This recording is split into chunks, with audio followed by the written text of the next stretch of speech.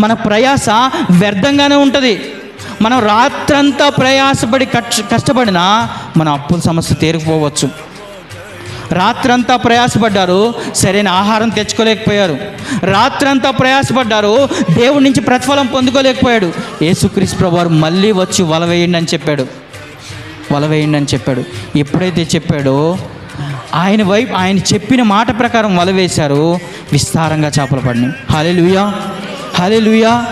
యేసుక్రీస్తు మొహం వైపు ఎప్పుడైతే చూశాడో, ఆ గాయాలతో ఉన్న మొహాన్ని చూసినప్పుడు, ఆ రక్తంతో ఉన్న మొహాన్ని చూసినప్పుడు పేతురు గారు జ్ఞాపకం వచ్చిందంట. ఏమన్నా తెలుసా, నేను నిన్ను ఎరుగునని చెప్పాను కదా ప్రభువా, నేను నిన్ను ఎరుగుతానని ముందుగానే నీ యందు నేను స్టాండర్డ్గా ఉంటానని అనుకున్నాను ప్రభువా, నేను నిన్ను ఎరగనని ముమ్మారు బొంకాను ప్రభువా. జ్ఞాపకం తెచ్చుకొని గుండెలు పాదుకొని ఏడ్చాడంట. అయినా కానీ పడిపోతున్న వ్యక్తికి దేవుడు ఎందుకు కావాలని కోరుకుంటున్నాడు? అవునా కదా? ఎవరికైనా జనరల్గా ఈ క్వశ్చన్ వస్తుంది. ఇన్నిసార్లు పడిపోతున్న వ్యక్తికి అయినా కావాలి. దేవుడు మనం చాలాసార్లు దేవుని సన్నిధి విడిచిపెట్టి ఫంక్షన్ల వైపు, లోకంలో ఏదైనా పనుల వైపు ఏదో పెట్టుకొని వెళ్ళిపోతూ ఉంటాం. అయినా